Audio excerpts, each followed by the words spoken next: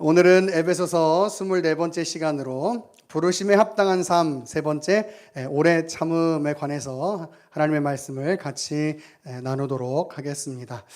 사람마다 잘 참지 못하는 부분들이 있죠. 예를 들면 어떤 다른 사람이 좀 나를 귀찮게 한다든지 혹은 나에게 해를 끼친다든지 하는 그런 생각이 들 때 잘 못 참는 사람이 있을 수도 있고, 또 내가 하는 일에 방해가 된다든지 걸리적거린다든지 하는 그런 마음이 들 때 좀 잘 못 참는 사람이 있을 수도 있고, 또 뭐 그렇게 잘난 척 하는지 잘 모르면서 아는 척 하는 그런 사람들을 볼 때 좀 마음이 이렇게 좀 참지 못하고, 이게 마음이 뭐가 이렇게 올라오는 그런 여러 가지 참지 못하는 것들이 있을 것이라고 생각합니다. 근데 그럼에도 불구하고 우리 그리스도인들은, 우리 신앙인들은 그런 상황에서도 참고 인내하고 사랑하려고 애쓰지요. 왜냐하면 그것이 바로 예수 그리스도의 모습을 닮아가는 것이라고 생각하기 때문입니다. 맞습니다, 여러분. 그런 모습이 바로 예수 그리스도를 닮아가는 모습이에요. 그런 의미에서 오늘은 그 부르심에 합당한 삶 그 세 번째로 바로 오래 참음에 관한 이야기를 나누려고 합니다. 우리가 흔히 오래 참다라고 한다면 어떤 어려움이나 고난을 잘 견뎌내는 것을 생각합니다. 혹은 내 마음에 답답함이 있지만 그것을 겉으로 표출해내지 않고 속으로 꾹꾹 눌러 담는 그런 것을 참는다라고 생각할지도 모르겠어요. 그런데 오늘 본문의 오래 참음 역시 당연히 그것을 포함합니다만은 하지만 본문에 나오는 이 오래 참음이라고 하는 단어는 조금 더 깊은 의미를 가지고 있어요.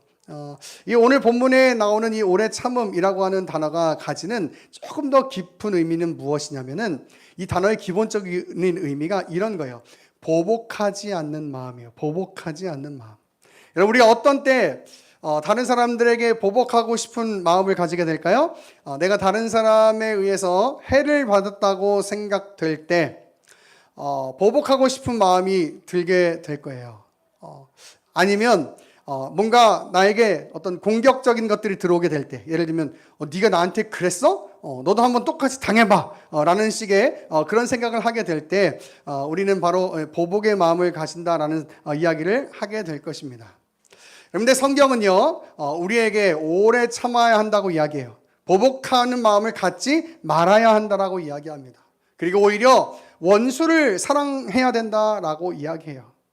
여러분, 보복한다라고 하는 것, 바로 내 마음에 이 맺혀 있는 것들을 나 스스로 해결하려고 하는 그런 마음들을 이야기하는 것일 거죠. 그런데 성경은 이렇게 이야기해요. 원수를 사랑하고 보복하지 말고 오래 참아라, 이렇게 이야기합니다.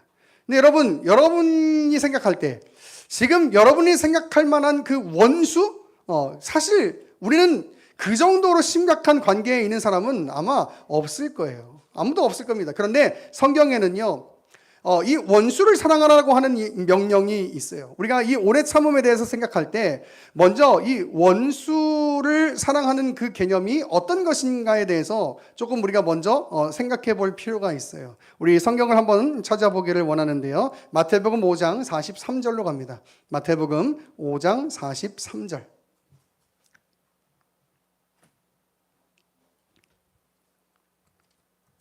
마태복음 5장 43절입니다.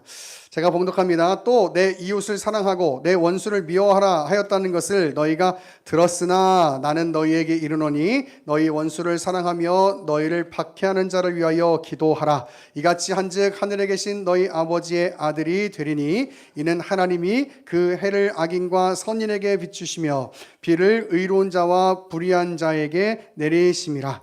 너희가 너희를 사랑하는 자를 사랑하면 무슨 상이 있으리요? 세리도 이같이 아니하느냐? 또 너희가 너희 형제만 무난하면 남보다 더하는 것이 무엇이냐? 이방인들도 이같이 아니하느냐? 그러므로 하늘에 계신 너희 아버지의 온전하심 같이 너희도 온전하라. 아멘. 자, 저는 이 본문을요 이미 우리 마태복음 강해 설교를 할 때 설교한 적이 있습니다. 자세한 내용이 궁금하시다면 우리 교회 유튜브 채널에 있는 마태복음 강해를 참조해 주시기를 바라고, 오늘은 좀 중요한 부분만을 오늘 이 본문에서 좀 이야기하려고 하는데, 자 43절을 보면은 원수를 미워하라라고 하는 말이 나와요. 여러분, 그런데 정말 중요한 건 뭐냐면 구약에 어디를 봐도 원수를 미워하라는 말은 없습니다. 오히려 레위기 19장 18절을 보면은 원수를 갚지 말라고 이야기해요. 자, 그런데 왜 예수님께서 원수를 미워하라고 너희가 들었다라고 말씀하셨을까?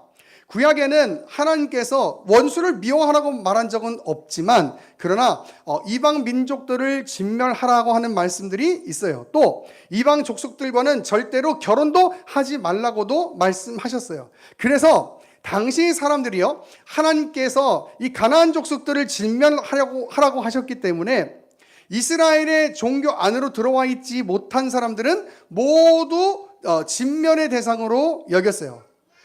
쉽게 말하면 원수라고 생각했죠. 우리가 진멸해야 될 대상으로 여겼다는 거예요. 그래서 잘못된 오해가 생기는 것이죠.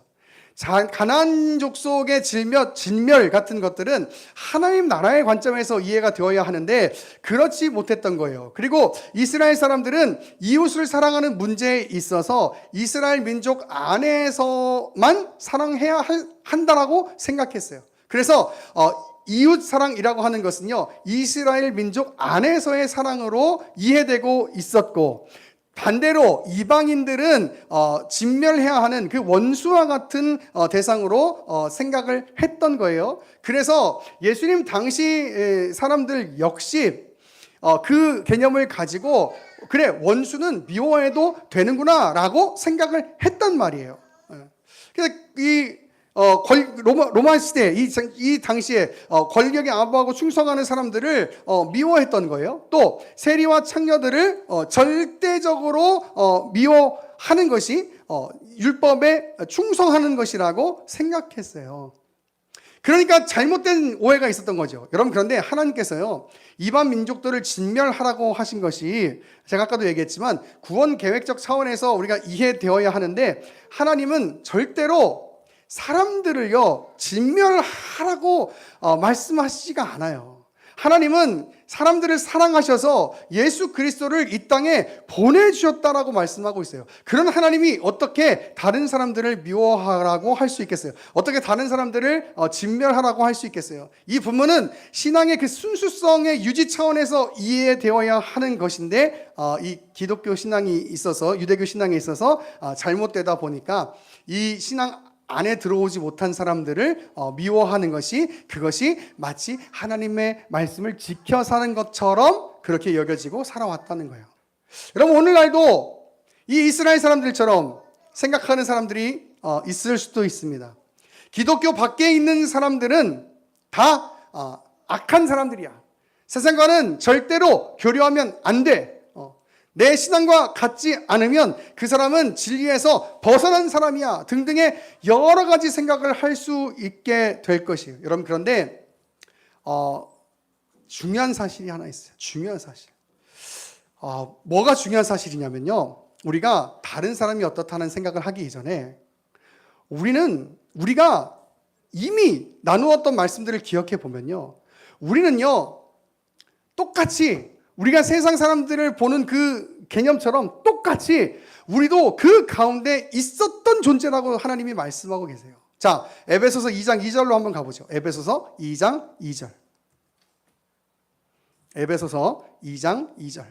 자, 이렇게 얘기합니다. 그때에 너희는 그 가운데서 행하여 이 세상 풍조를 따르고 공중의 권세 잡은 자를 따랐으니 곧 지금 불순종의 아들들 가운데서 역사하는 영이라. 전에는 우리도 다 그 가운데서 우리 육체의 욕심을 따라 지내며 육체와 마음에 원하는 것을 하여 다른 이들과 같이 본질상 진노의 자녀이었더니 라고 해요. 자, 그런 가운데 있었던 우리가 어떻게 하나님의 구원으로 들어오게 되느냐? 계속해서 이야기합니다. 긍휼이 풍성하신 하나님이 우리를 사랑하신 그 큰 사랑을 인하여 허물로 죽은 우리를 그리스도와 함께 살리셨고라고 이야기해요. 자, 우리는 하나님의 은혜로 지금 이 자리 가운데 있게 됐어요. 그러면 아직 하나님의 구원의 은혜 안에 들어오지 못한 사람들은 나의 원수가 아니라, 내가 상종하지 말아야 할 사람들이 아니라 내가 구원의 은혜를 흘려보내야 하는 존재들인 거예요. 그런데 이 기독교가 자꾸 이 잘못 이해되다 보니까 마치 나는 지금 여기 안에 들어와 있어서 감사한데 저 밖에 있는 사람들은 여기 들어와 있지 못하니까 저 사람들을 마치 가나안 족속들을 진멸해야 되는 것처럼 막 진멸해야 되는 것 대상처럼 그렇게 생각하는 사람들이 있어요. 여러분, 그렇지 않아요. 우리도 본질상 진노의 자녀였어요. 우리도 원래 이 세상 가운데 있었던 사람들이었어요. 그런데 우리가 하나님의 은혜로 이 자리 가운데 올 수 있게 된 것이죠. 그렇다라고 한다면 여러분, 우리는 세상을 적대적인 관계로 생각할 것이 아니고 오히려 아직 예수 그리스도를 알지 못하는 분들을 향해서 구원의 은혜를 흘려보낼 수 있는 대상으로, 흘려보내야만 하는 대상으로 여기고 사랑하고 기도해 줘야 돼요. 여러분, 그게 바로 기독교가 가지는 신앙의 숭고한 가치예요.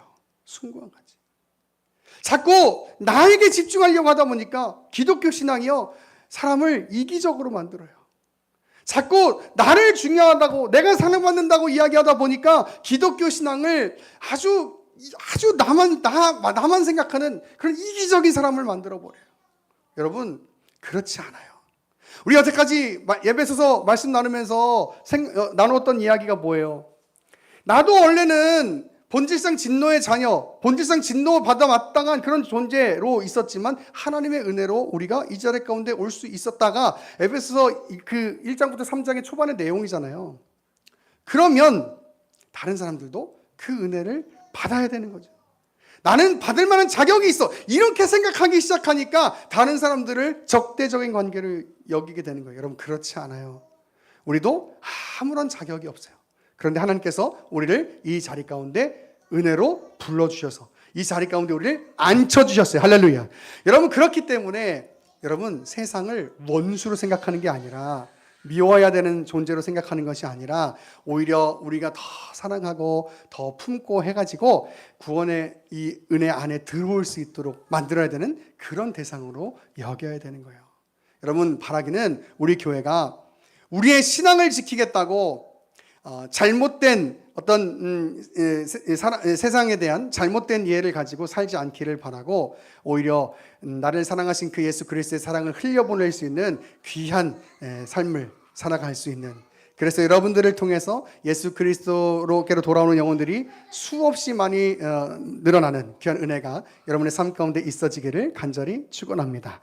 자, 그러면 우리의 원수는 과연 누구이며 우리는 누구에게 오래 참아야 하는가라는 것을 생각해야 되는데, 자, 우선 쉬운 개념부터 생각하면, 자, 오늘 본문에서 오래 참음이라고 하는 것은 어떤 상황에 나온 이야기인가 봤더니 바로 교회 공동체 안에서 하나님의 은혜의 그 부르심을 받은 사람들끼리 이제 어떻게 살아가야 하는가 하는 것이 이제 오늘 본문의 이 가르침이잖아요. 그러므로 오래 참는다라고 하는 것은 교회 공동체 안에서 먼저 이루어져야 하는 삶의 모습이라고 먼저 이야기해야 돼요. 자, 그렇다고 한다면 교회 내에 내가 정말 보복하고 싶어 하는 그런 원수가 있는가? 여러분은 우리 교회 안에 이 내 마음을 보복해가지고 어떻게든 해결하고 싶은 그런 원수와 같은 그런 존재가 여러분 교회에 있습니까? 어이구, 내 남편이 원수지 뭐. 여러분, 잘 생각해 보면, 여러분, 먼저 원수를 사랑하사라고 하신 그 예수님이, 그리고 그 예수님이 본을 보이셔서 이 땅 가운데 많은 사람들을 이렇게 구원의 자리로 이끌어 주셨잖아요. 자, 그 얘기를 기억해 본다면 여러분, 우리와 하나님과의 관계가 어떠했는가를 먼저 생각을 해봐야 돼요. 우리와 하나님과의 관계. 자, 로마서 5장 10절로 갑니다. 로마서 5장 10절.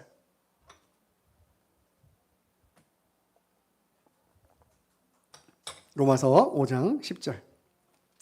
자, 이렇게 돼 있어요. 곧 우리가 원수 되었을 때에 그의 아들의 죽으심으로 말미암아 하나님과 화목하게 되었은즉 이렇게 돼요. 자, 우리가 하나님과 원래는 어떤 관계였다라고 얘기해요. 우리가 그리스도 밖에 있을 때 하나님과 원수된 위치에 있었다라고 이야기하는데 그것이 바로 본질상 진노의 자녀였다는 것이죠. 그런데 하나님이 그 놀라우신 은혜를 베풀어 주심으로 우리를 그리스도 안에 구원의 계획 안에 우리를 두셨어요. 여러분 그게 바로 하나님의 사랑인 것이죠. 자, 이 얘기는 무슨 얘기냐? 자, 보세요.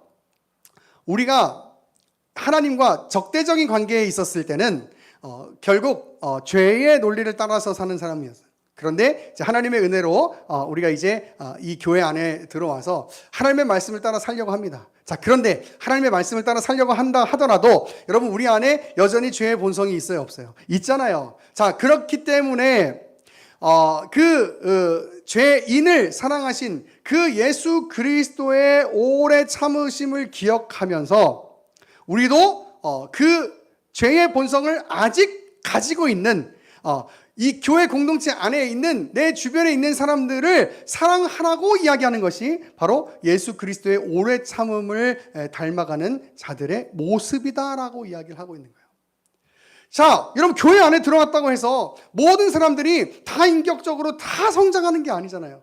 교회 안에 들어갔다고 해서 이렇게 죄의 모든 본성들이 다 사라지는 게 아니잖아요. 그렇기 때문에 여러분 교회 안에서 갈등이 있을 수 있어요. 여러분 그렇기 때문에 교회 안에서 문제가 있을 수 있어요. 그런데 그런 가운데서 우리가 해야 할 일은 무엇이냐? 바로 예수님이 우리에게 보여주셨던 그 사랑을 기억하고 오래 참음으로 내 주변에 있는 지체들을 대해야 한다라고 이야기를 하는 것이에요. 여러분 교회에 대한 이해가 이래야 되는 거예요. 여러분 교회는요 사랑이 많은 곳이 아니에요. 왜요? 교회는요 죄인이 모인 곳이거든요. 그래서 문제가 많아요. 교회가 사랑이 없네? 이게 교회답지 않아. 여러분 그 말 자체가 틀린 거예요. 여러분 우린 죄인이기 때문에 여러분 사랑할 수 있는 존재가 아니에요. 사랑받고 싶어하는 존재지. 다른 사람들을 배려할 수 있는 존재가 아니에요. 내가 배려받고 싶은 존재지. 그런데 우리의 그 기대는 이렇게 있는 거예요. 교회는 뭔가 달라야 돼. 여러분 물론 달라야죠. 교회가 달라야 되는데 근데 완전한 교회로 지금 존재하는 게 아니잖아요. 그러니까 사랑이 없어? 교회답지 않네? 여러분 이건 말이 안 되는 거예요. 자, 어떤 교회 담임 목사가 있어요. 목사가 사랑이 없네? 목사답지 않아. 여러분 틀린 말이에요, 여러분. 여러분 목사는요 사랑할 수 있는 존재가 아니에요. 왜냐하면 죄인이거든요. 죄인이에요. 그래서 여러분 교회에 오면서 그토록 제가 누차 강조했던 게 뭐냐면 어떤 분위기나 환경이나 목사를 바라보면 안 된다. 여러분 그러면 절대적으로 마음에 좌절과 낭만과 상처가 온다. 누굴 바라봐야 된다? 예수 그리스도를 바라봐야 된다. 여러분 황영기 목사 바라보지 마세요. 얼마나 그런 사람인데 예수 그리스도를 바라봐야 돼요. 여러분 우리 교회 공동체를 바라보지 마세요. 여러분 예수 그리스도를 바라봐야 돼요. 그게 교회의 아름다움을 유지할 수 있는 일이에요. 그리고 그렇게 나아갈 때 우리의 삶 가운데 예수 그리스도의 오래 참음을 닮아감으로 우리 안에 진짜 오래 참은 그 사랑이 한 사람 한 사람 곁에 있는 사람에게 흘러갈 수 있어요. 여러분 그래서 예수 그리스도를 사랑하는 마음으로 예수 그리스도 사랑을 기억하는 마음으로 보복하면 안 돼요. 여러분 서로 안 맞는 것이 있을 수 있어요. 어떻게 다 맞춰 살아요. 그런데 중요한 것은 무엇이냐면 그렇다 한들 그것이 나의 마음에 보복의 감정으로 생겨서는 안 되는 거예요. 저 사람 왜 저래? 아니에요. 우리 하나님께서 우리를 로마서 2장에 가서 보면 오래 참아주신다라고 이야기합니다. 여러분 하나님의 입장에서 볼 때 우리는요 정말 막 꿀밤을 때리고 막 해도 모자랄 사람들이 우리는. 왜냐하면 하나님 보실 때 우리가 얼마나 부족하고 하나님이 이만큼 사랑을 줬는데도 불구하고 그렇게 그 사랑을 받은 자처럼 살지를 못하는 거야. 너 됐다. 차뿌라 그냥. 그리고 그냥 하나님이 우리 같은 마음이면 그냥 그렇게 우리를 이렇게 계속해서 사랑할 수가 없는 거죠. 그런데 성경은 이렇게 얘기해요. 하나님이 우리를 오래 참아주신다. 오래 참아주신다. 하나님께서는 우리를 오래 참아주심으로 우리를 기다려주세요. 그토록 오래도록 신앙생활을 했음에도 불구하고 변화되지 않는 우리의 모습들을 지금도 참고 기다려주신단 말이에요. 쉽게 말하면 보복하지 않으신다는 거예요. 심판하지 않으신다는 거예요. 그 하나님의 오래 참음으로 서로를 대해야 한다라고 이야기를 하는 것입니다. 디모데전서 1장 16절 가면 이런 말씀이 있어요. 그러나 내가 긍휼을 입은 까닭은 예수 그리스도께서 내게 먼저 일체 오래 참으심을 보이사 후에 주를 믿어 영생 얻는 자들에게 본이 되게 하려 하심이라라고 해요. 하나님의 오래 참으심이 우리를 구원으로 이끄시고 또 그것으로 인해서 우리를 통해서 교회 안에서 또 우리 주변에 있는 이 지체들에게 그 구원의 은혜가 흘러갈 수 있도록 하기 위해서 우리를 오래도록 기다려주시고 참아주신다라고 말씀하고 있어요. 보복하지 않고. 데살로니가 전서 5장 14절 보면 이렇게 돼 있어요. 또 형제들아 너희를 권면하노니 게으른 자들을 권계하며 마음이 약한 자들을 격려하고 힘이 없는 자들을 붙들어주며 모든 사람에게 오래 참으라라고 돼 있어요. 여러분 교회에서 그렇게 살라고 이야기하는 거예요. 성도로서 그렇게 살라고 이야기하는 겁니다. 우리가 잘 알고 있는 성령의 열매 중에 바로 오래 참음이 있죠. 갈라디아서 5장 22, 23절을 보면 오직 성령의 열매는 사랑과 희락과 화평과 오래 참음과 자비와 영성과 충성과 온유와 절제니 이 같은 것을 금지할 법이 없다라고 이야기합니다. 여러분 무조건 이 악물고 참으라고 말하는 것이 아니에요. 우리를 대하신 예수 그리스도의 오래 참으심, 그 사랑을 기억하라고 이야기하고 있는 거예요. 그 사랑을 기억할 때 우리는 예수 그리스도를 닮아갈 수 있는 삶의 능력을 가지게 될 수 있어요. 그래서 우리가 기억해야 할 것은 내가 이 악물고 오래 참아야 될 것을 기억할 것이 아니라 예수 그리스도께서 나를 어떻게 대해 주셨는가를 기억해야 합니다. 여러분 말씀을 정리하면서요. 여러분 항상 말하는 것은 쉽지만 살아가는 것은 어렵다는 말을 제가 많이 했죠. 오늘 우리가 나는 이 오래 참음 역시 마찬가지일 거예요. 하지만 우리는 예수 그리스도의 그 사랑을 기억할 때 오래 참음의 그 성령의 열매를 맺으며 살아갈 수 있어요. 누구보다 내 연약함은 내가 잘 알죠. 그래서 나에게 주어진 그 하나님의 사랑이 얼마나 큰지, 나에게 지금도 오래 참아주신 그 하나님의 그 인내가 얼마나 큰지를 누구보다도 나는 내 자신을 잘 알고 있어요. 그렇기 때문에 그 사랑을 기억하면 주변에 있는 지체들을 사랑할 수 있고 오래 참음으로 대해줄 수 있어요. 보복하려고 하지 않고. 우리 교회는 그런 교회가 됐으면 좋겠습니다. 예수 그리스도의 그 오래 참아주시는 그 사랑을 기억하는 마음으로 우리도 서로 보복하려고 하지 않고 나를 주장하려고 하지 않고 내 고집만 내세우지 않고 나만 배려받기를 원하지 않고 주변에 있는 사람들을 예수 그리스도의 사랑으로 그렇게 사랑할 수 있는 그 놀라운 그 은혜의 흘러감이 충만한 그런 우리 의회나무 교회가 될 수 있기를 간절히 축원합니다. 그리고 더 나아가서 내가 해결하려고 하다 보면 그것 때문에 상처가 생겨요.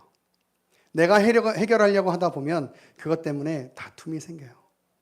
하나님 앞에 맡기고 기도하고 그리고 말씀 가운데 잘 교제하면서 우리 교회가 그렇게 성장하며 나아갈 때 그때 여러분 교회는 하나님이 원하시는 아름다움을 가질 수가 있어요. 여러분 가장 억울하신 분이 그냥 십자가에 죽으셨어요. 사람들의 구원을 위해서. 우리는 근데 그 하나님보다 못하면서도 계속 내가 가장 의롭다고 생각하고 내가 그 문제를 자꾸 내 방식대로 해결해 가려고 하는 거예요. 여러분 그러니까 다툼이 생기는 거예요. 여러분 보복하려고 하는 것 역시 마찬가지죠.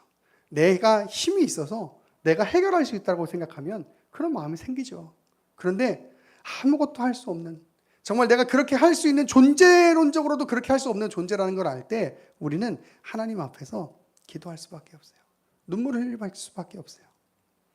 여러분, 그 사랑으로 우리 교회 공동체가 하나된 공동체였으면 좋겠어요. 그 사랑으로 우리 교회 공동체가 아름다운 교회 공동체였으면 좋겠습니다.